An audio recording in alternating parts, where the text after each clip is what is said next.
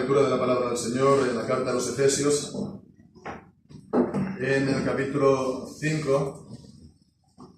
Vamos a leer del versículo 18 al 21. Dice así pues la palabra del Señor: y no os embriaguéis con vino, en lo cual hay disolución, sino sed llenos del Espíritu, hablando entre vosotros con salmos e himnos y cánticos espirituales, cantando y alabando al Señor en vuestros corazones, dando gracias siempre por todo al Dios y Padre, en el nombre de nuestro Señor Jesucristo, sometiéndoos los unos a los otros en el temor de Dios. Amén. Señor, bendiga su santa palabra, que estamos continuando en la exposición de esta carta a los Efesios, ¿no? Con esta lectura de los versículos del 18 al 21, ya decir de entrada que no vamos a estar considerando estos tres versículos, solamente esta mañana vamos a estar considerando el versículo 18, no os embriaguéis con vino, en lo cual hay disolución, sino sed llenos del Espíritu. Pero hemos leído estos tres versículos, los tres juntos. ¿Por qué? Pues fijémonos que los tres forman una unidad, los tres van juntos, ¿no? La primera parte del versículo 18 nos está diciendo, esta es la manera típica de hablar de Pablo en este pasaje, también de la Escritura, nos dice el pecado que no tenemos que hacer, nos dice que no nos tenemos que embriagar con vino. Y después la segunda mitad de este versículo nos dice lo que sí que tenemos que hacer, el deber que sí que tenemos que hacer, ser llenos del Espíritu Santo. Y bien, pues esto entonces, lo que viene después, los versículos del 19 al 21, viene a ser el cómo podemos ser llenos del Espíritu Santo. ¿Cómo podemos ser llenos del Espíritu Santo? ¿O cómo somos llenos del Espíritu Santo? Uno, pues está hablando de los salmos, hablando de entre vosotros con salmos, himnos y cánticos espirituales. Dos, también dice, haciendo acciones de gracias. Y tres, sometiéndonos unos a otros en el temor del Señor. Y solo entonces vemos una unidad, pero no solo eso, sino que estos versículos son unos versículos claves ya en la última parte de esta carta de Efesios. Porque veámoslo brevemente, ¿no? El versículo 21 está diciendo acerca de someterse unos a otros en el temor de Dios. Y a partir del versículo 22, entonces, está hablando cómo esto se ha de hacer en la práctica, en las relaciones entre unos y otros, de las relaciones de las casadas con los maridos y de los maridos con las esposas. En el versículo 1, de los hijos para con los padres, pero también los padres para con los hijos. Y después en el versículo 5, los siervos para con los amos, pero también los amos para con los hijos, para con los siervos. Siempre se comienza por aquellos que han de estar sometidos en autoridad, la esposa al marido, los hijos a los padres, los siervos a los amos, pero también los maridos, los padres y los amos tienen que corresponder y tienen que hacer también su parte, someterse unos a otros en el temor de Dios. Estos versículos serían, digamos, la aplicación o la explicación de esto mismo. Pero no solo eso, porque después viene este tan conocido pasaje de la armadura espiritual. ¿Y qué es esto de la armadura espiritual? Sino también una extensión, una aplicación del ser lleno del Espíritu. Del ser lleno del Espíritu. Entonces, fortaleceos en el Señor y en la fuerza de su poder. Y todo esto pues ya llega hasta el versículo 20. Entonces, estos versículos del 18 al 21 que acabamos de leer, entonces, es la puerta que ya nos abre la recta final de la carta. Entonces es bueno que sentamos bien las bases, y por eso vamos a quedarnos hoy solamente con la exhortación principal. Después del 19 al 21 decíamos que es la explicación, ¿no? La extensión. Pero la exhortación principal es esto que dice, ¿no? No ser embriagados de vino, sino ser llenos del Espíritu. Tiene que ver, por lo tanto, con comportamiento, tiene que ver, por lo tanto, con la vida del día a día, con los hábitos de vida. Y bueno, pues todos tenemos hábitos, ¿no? Unos buenos y otros malos. Y bueno, pues estos hábitos buenos pues dan unos frutos positivos para nosotros, y los malos son unos frutos negativos, ¿verdad? Vamos entonces pues comenzando por lo negativo, que es aquello que tenemos que evitar siempre de hacer. No os embriaguéis con vino, ¿no? Sabemos todo, por supuesto, que es embriagarse, ¿no? Entonces, bueno, de entrada decir que sabemos que dentro de la iglesia, hay cristianos, hay creyentes, muchos, ¿no? Sobre todo en el mundo anglosajón, pero también en América Latina y también en España, que llevan esto a una postura de no tomar en absoluto ningún tipo de alcohol, ¿no? Es decir, ser completamente abstemios. Son los llamados movimientos de temperancia, ¿no? Que, bueno, incluso estuvieron detrás de la prohibición del alcohol en Estados Unidos por allá en los años 20, ¿no? Nos acordamos, las películas así también de los gángsters, etcétera, etcétera, por la fuerza que tenía en la sociedad, pues estos movimientos que son propios del movimiento evangélico, de las iglesias evangélicas.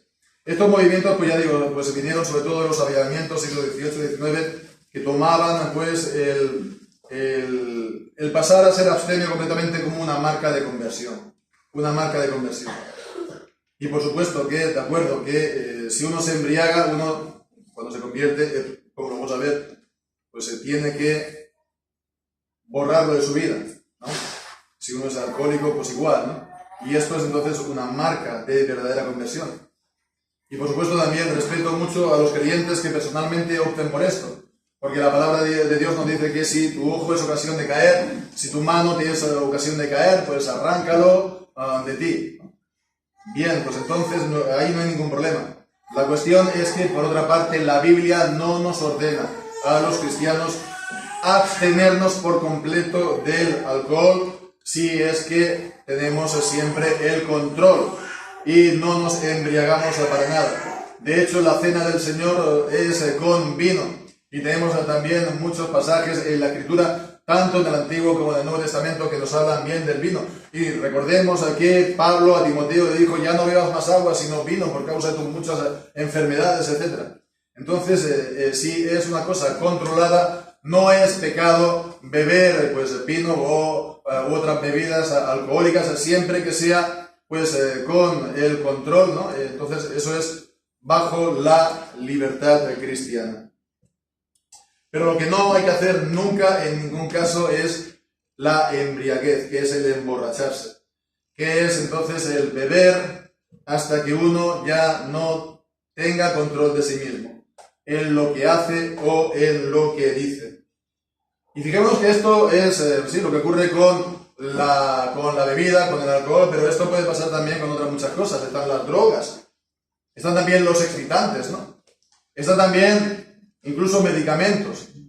Entonces, bueno, a todo esto también se le aplica todo lo que estamos aquí hablando, de embriagarse, evidentemente.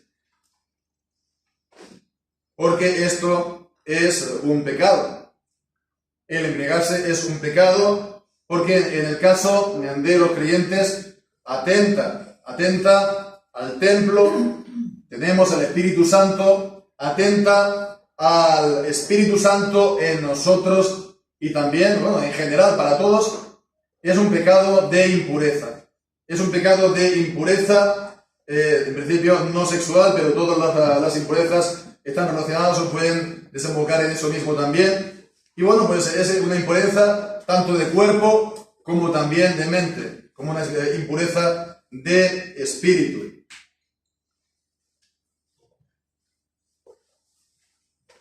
Entonces, esto es en cuanto a la embriaguez, ¿no? Pero nos podemos preguntar el por qué la gente lo hace, cuáles son las causas. Bueno, pues, ¿qué podemos decir? Hay distintas razones, ¿no?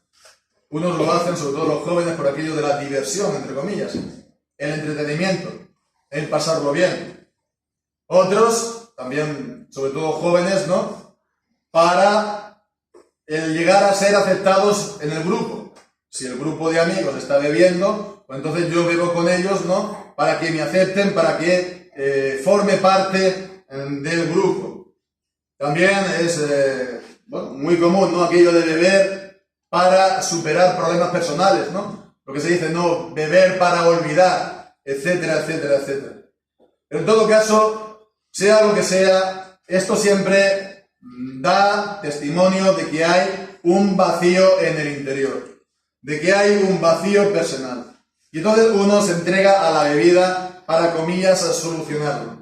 Y entonces se entrega, vemos, se entrega a la bebida, se da a la bebida. Entonces uno ya es como se entrega uno a sí mismo a otra cosa que no es el Señor. Entonces, esto de entregarse a alguien o a algo, esto es grave. Esto es, digamos, aquello que está tomando el lugar del Señor en el corazón. La bebida es un ídolo del corazón. Entonces, en el fondo, también hay aquí un problema de idolatría en el corazón de los hombres. Y bien, pues esto es lo que causa, ¿no? Las causas de la embriaguez, pero podemos también ver las consecuencias de la embriaguez en la vida de los hombres. Y aquí pues está diciendo, no os embriaguéis con vino, en lo cual hay disolución. Y esta palabra disolución es la palabra de perdición, es la idea de vivir perdidamente. Esta palabra, por cierto, la encontramos también en Tito, en capítulo 1 y versículo 6, cuando dice en requisitos para los ancianos, los obispos, dice en Tito 1:6 que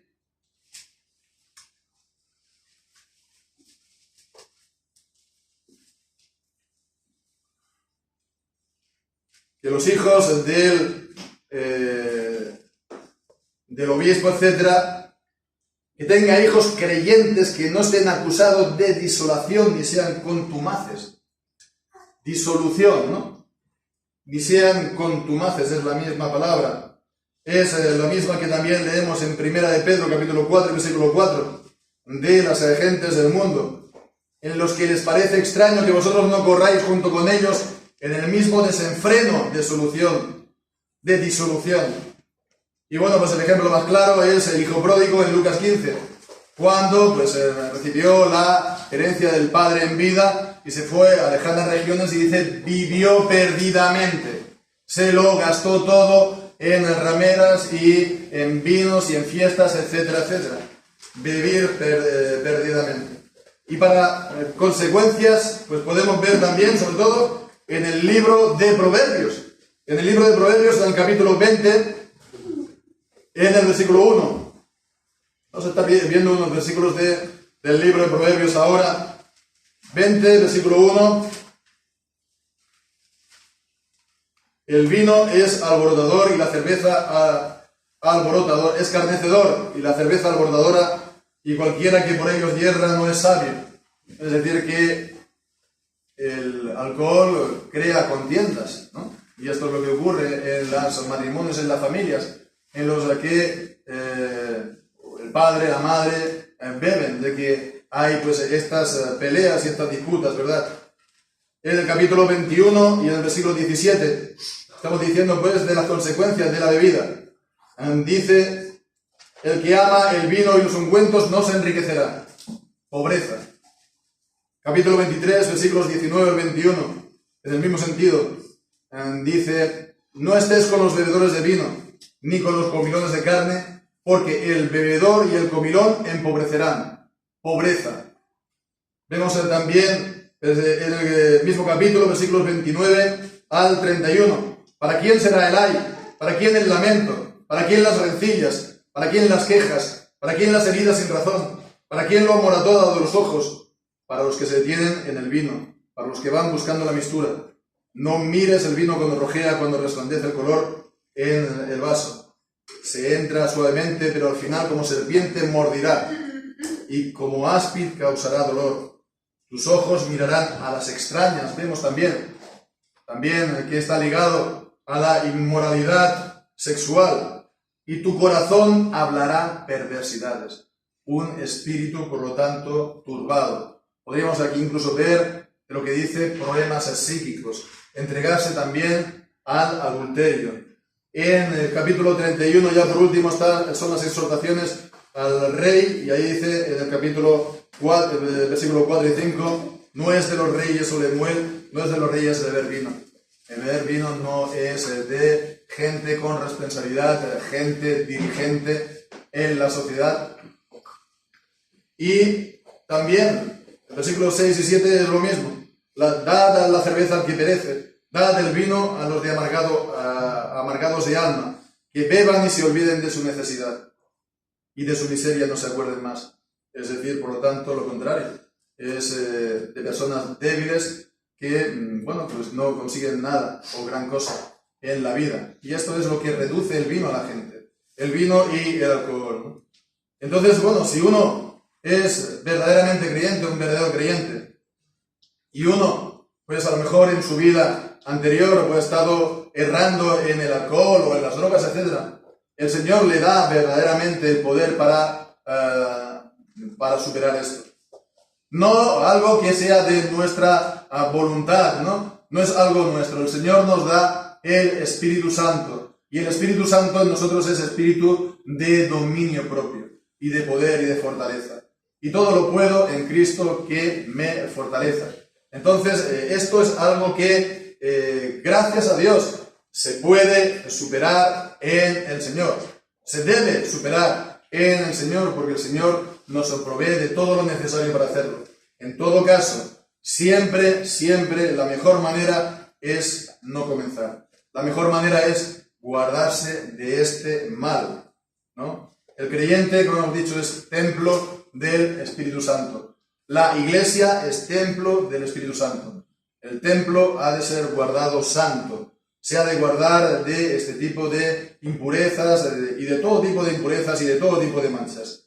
Este es entonces el comportamiento que se tiene que evitar. La gente a lo mejor por el sentimiento de la euforia que uno pueda tener en un momento, que es falso, porque después viene todo lo demás que hemos visto, tanto mal, ¿no? Entonces vemos que a esto se le compara lo que sí que tenemos que hacer. Tenemos que evitar la embriaguez, sí, pero se nos dice, lo que hemos de hacer es, por el contrario, sed llenos del Espíritu Santo. Y esto es también, ha de ser, por lo tanto, nuestro comportamiento y nuestro hábito de vida. Ha de llegar a ser habitual en nuestra vida, en nuestro carácter y en nuestro comportamiento. Y esto, pues bueno, por supuesto, todas las cuestiones alrededor, acerca del Espíritu Santo, pues sabemos que es un tema, pues podemos decir comillas, candente, delicado, etcétera, etcétera. Todo lo relacionado con el Espíritu, todo lo relacionado también con los dones del Espíritu Santo, sabemos pues lo que esto significa en la Iglesia evangélica. Y todo esto pues también por movimientos también parecidos, no tanto, pero bueno, pero sí, movimientos que sobre todo nacieron a principios del siglo XX. El movimiento pentecostal o carismático también, ¿no?, que pone la experiencia del Espíritu Santo, también la doctrina del Espíritu Santo, pero sobre todo la experiencia del Espíritu Santo como el punto clave o decisivo entre los cristianos. Y esto está basado entonces en una teoría anterior, ¿no?, que es la teoría de la doble experiencia del Espíritu. La doble experiencia del Espíritu, por la cual, bueno, la primera sería que, bueno, pues todos los cristianos normales, pues sí, pues tienen a lo mejor el Espíritu Santo, pero de una manera muy ligera. Pero después están los que han tenido esa experiencia, segunda experiencia del Espíritu Santo, que les ha convertido en personas, comillas, sí, verdaderamente espirituales. Y entonces esto es lo que estaba ya previo, y en el principio del siglo XX, con el inicio de las iglesias pentecostales, fue el poner las lenguas, la glosolalia, ¿no?, lo que se dice como hablar lenguas, como una señal de regeneración, una señal de conversión. Como estos son los que verdaderamente han recibido el Espíritu. Estos son los que verdaderamente viven en el poder del Espíritu. Los que no hablan, entonces, en lenguas, ¿qué son? Pues hombre, pues muchas veces van a decir ellos son cristianos de nombres, o son solamente cristianos fríos, O las iglesias que no hacen esto, o que no hacen el tipo de culto que nosotros hacemos, etcétera, etcétera, son iglesias muertas. ¿No? ¿Cuántas veces hemos escuchado esto? Bien, pues entonces esto es lo que ha afectado a una parte tan importante del protestantismo, del mundo evangélico en nuestros países también, ¿no? Y bueno, pues tal vez por reacción a esto, los creyentes reformados, las iglesias reformadas, pues tal vez tengamos la tendencia a exagerar también la reacción. Y entonces a no hacer la debida atención a lo que la Escritura enseña acerca del Espíritu y de la vida del Espíritu. Y aquí particularmente de lo que está diciendo Pablo, de estar lleno del Espíritu Santo. Y bueno, pues ¿qué quiere decir esto de ser lleno del Espíritu Santo? Pues de entrada hemos de hacer una distinción. Hemos de hacer una distinción que es muy importante. Lo primero es decir que todo cristiano que es verdaderamente cristiano tiene el Espíritu Santo y ha recibido el Espíritu Santo. No hay ningún cristiano que sea verdadero que no tenga el Espíritu Santo. Es imposible. Porque el cristiano verdadero es el que ha nacido de nuevo. Y el que ha nacido de nuevo es el que se ha convertido. Y el que se ha convertido y ha nacido de nuevo es que ha nacido del Espíritu Santo. Juan capítulo 3. Ha nacido del Espíritu Santo.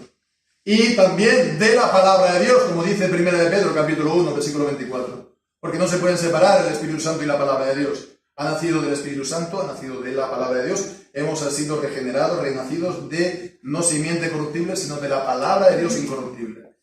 Bien, pues entonces ha nacido de nuevo. Y tiene el Espíritu Santo morando en sí mismo. Y esto como algo permanente. En Efesios capítulo 1, versículo 13, ya lo vimos en su día, ¿no? Habla del sello. Habéis sido, habiendo vosotros oído la palabra de verdad, el evangelio de vuestra salvación, en él, desde que creísteis, fuisteis sellados. Este sello permanece entonces en los creyentes. El capítulo 2, versículo 22, en quien vosotros también sois juntamente edificados para morada de Dios en el Espíritu.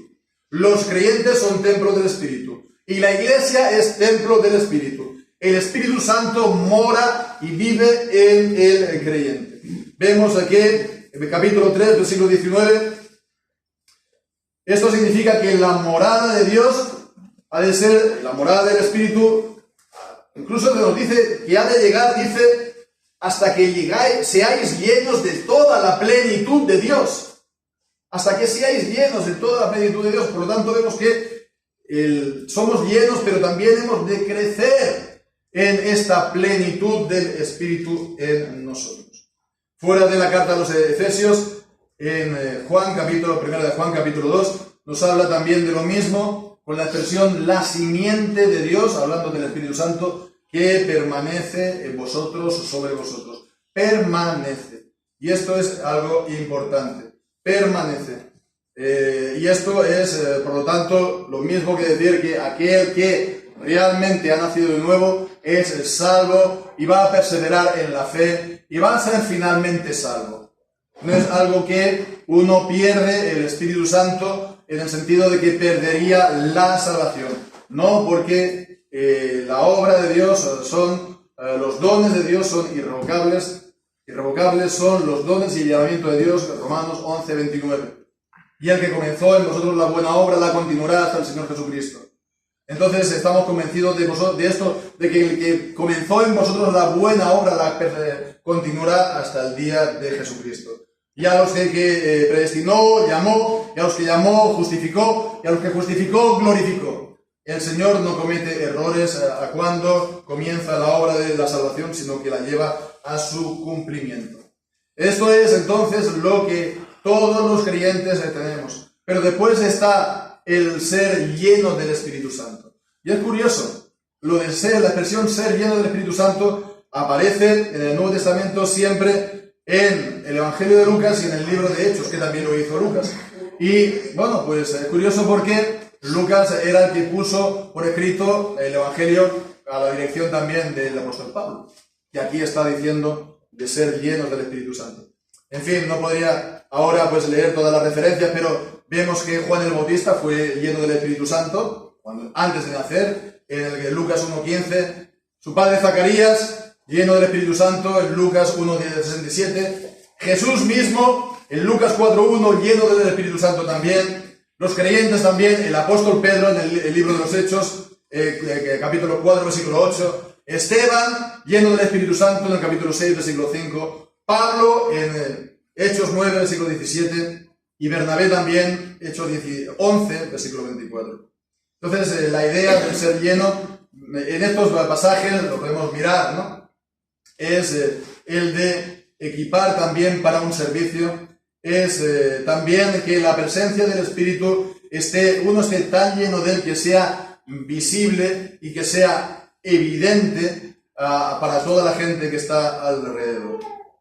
Entonces sería algo en cuanto a equipar para el servicio como una unción, o también algo parecido, similar a cuando en el libro de los Hechos el Espíritu tomaba, o empoderaba a los jueces para llevar a cabo las obras que tenían que hacer, para un servicio. Entonces vemos, ¿no? La conclusión es que, está uno regenerado y que el Espíritu Santo habita en todos los verdaderos cristianos, eso por una parte, y esto no se pierde, uno es salvo, pero otra cosa es la experiencia puntual que uno pueda tener del Espíritu en su vida. Entonces, la experiencia de Dios y de vivir en el poder de Dios. Y también que el poder de Dios esté en su vida, en su alma. Y esto pues se puede también conocer, podríamos decir, altibajos o cambios. Se puede tener más o se puede tener menos. Esto es como la santificación, que se puede avanzar más o se avanza menos, ¿no? O que hay también problemas y a lo mejor uno cae en pecado, siendo hijo de Dios, y no tiene la luz del Señor brillando en su rostro, y entonces está un poco, diríase que incluso a oscuras, pero el Señor no lo ha desechado si es verdaderamente hijo de Dios. Entonces, la experiencia, la santificación, eso es lo que varía, pero la salvación del verdadero hijo de Dios, como está basado en el decreto y en la soberanía del Señor, no se pierde. Alguien podría decir a esto, pues entonces está diciendo también que hay dos niveles, ¿no? Algo parecido también, tal vez, a lo de la segunda experiencia. Bueno, sí, podemos decir que hay dos niveles tal vez, pero no estamos hablando de segunda experiencia.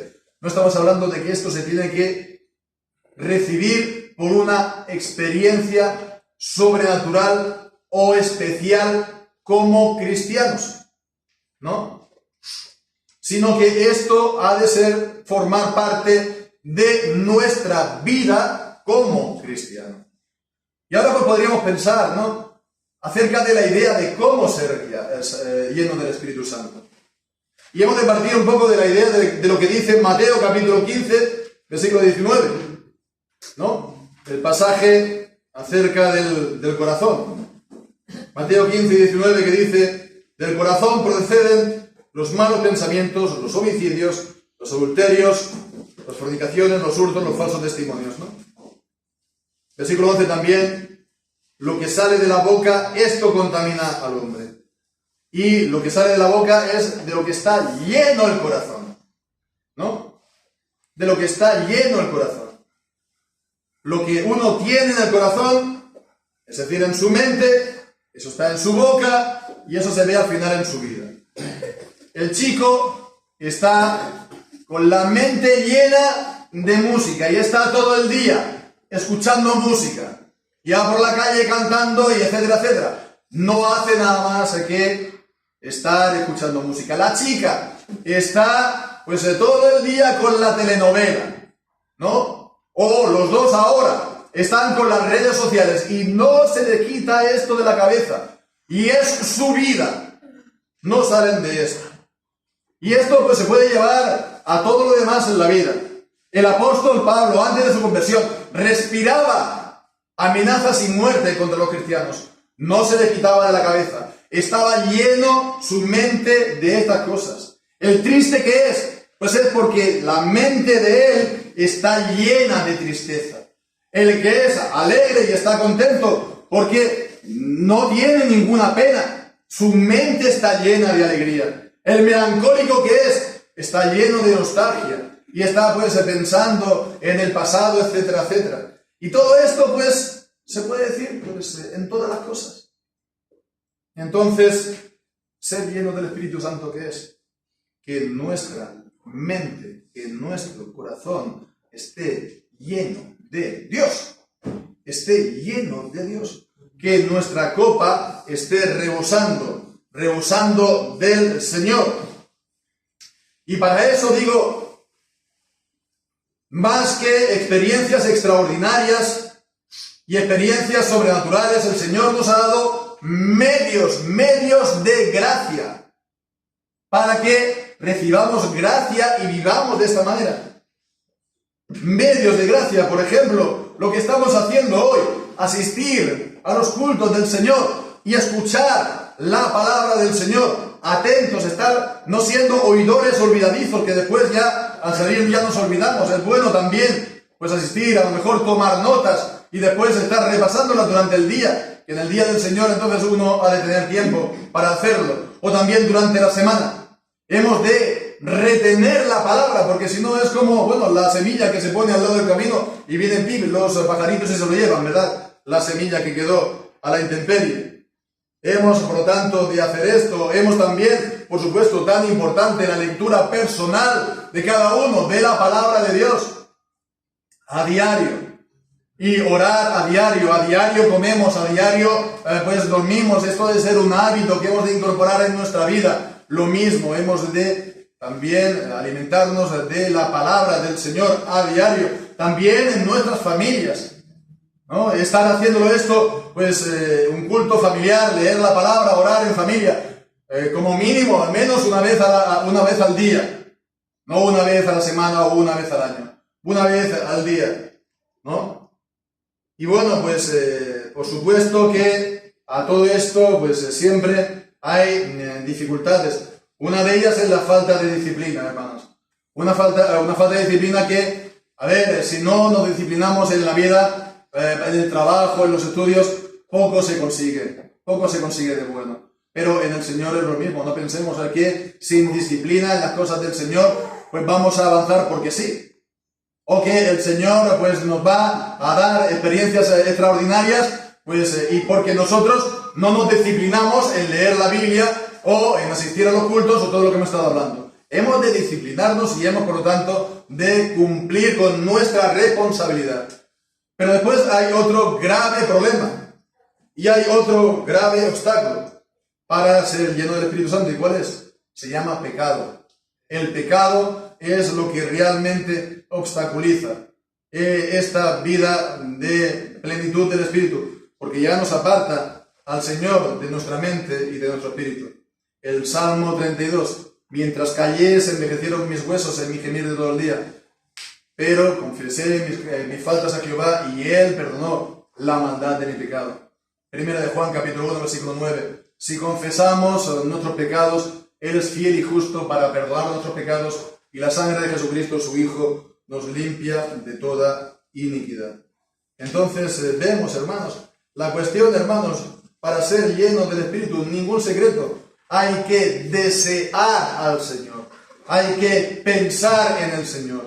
Hay que querer más y más del Señor. Hay que también, por supuesto, uno conocer lo que es estar en comunión con el Señor. Tener la vida con el Señor. Si uno nunca ha tenido esa comunión, pues entonces uno comenzar por el principio, que es entrar en esta vida en Cristo por medio de la fe, arrepintiéndose uno de los pecados y confiando en Él para la salvación. Y de esta manera entonces pasar de no estar en Cristo a estar verdaderamente en Cristo, unido a Él por la fe. Pero hemos de, siendo también cristianos, hermanos, crecer. Vemos que tenemos margen. Nos dice que hemos de ser llenos de toda la plenitud de Dios. Siempre hemos de estar deseando más y más y más del Señor. Y entonces recordémonos lo que dice Lucas capítulo 11, versículo 13, en el contexto de la enseñanza del Padre Nuestro, cuando dice que no dará el Señor el Espíritu Santo a los que se lo pidan, por supuesto para la salvación por supuesto para la conversión, pero también como cristianos hemos de estar orando por esta plenitud del Espíritu para que sea pues más y más presente en nuestra vida. Y cuando la tenemos, entonces, hermanos, disfrutarlo. Disfrutar de nuestra comunión. Disfrutar como el esposo cuando se reencuentra con la esposa, el amigo con el amigo. Y entonces no dejarlo partir, como dice el libro de Cantares. Entonces, en conclusión, hermanos, esto es lo que nos va a transformar más como cristianos. Esto es lo que va a transformar más que dejemos nuestra vieja manera de vivir y vivamos ahora como nuevas criaturas en Cristo, el ser llenos del Espíritu Santo. Esto lo tenemos que aplicar a diario. Hemos de hacer esta oración, hemos de hacer las confesiones de nuestros pecados a diario. Hemos de continuar así a diario, ha de ser un hábito. No estemos esperando grandes experiencias extraordinarias y sobrenaturales, porque ha de ser un hábito en nuestra vida. Y este hábito no es el fin en sí mismo. Lo tenemos que hacer, pero el fin en sí mismo, el fin es estar en comunión con el Señor, como hemos dicho. Y eso es lo más importante.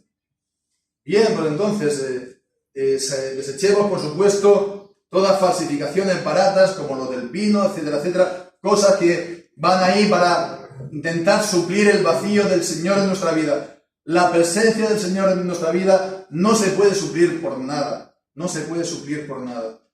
Entonces, hermanos, estemos aplicándonos a esto y disfrutemos también del Señor y de su presencia, del Espíritu Santo y de la palabra de Dios. Y lo hagamos, hermanos, en el espíritu de oración. Seamos agradecidos y estemos llenos de gozo. Así sea. Amén.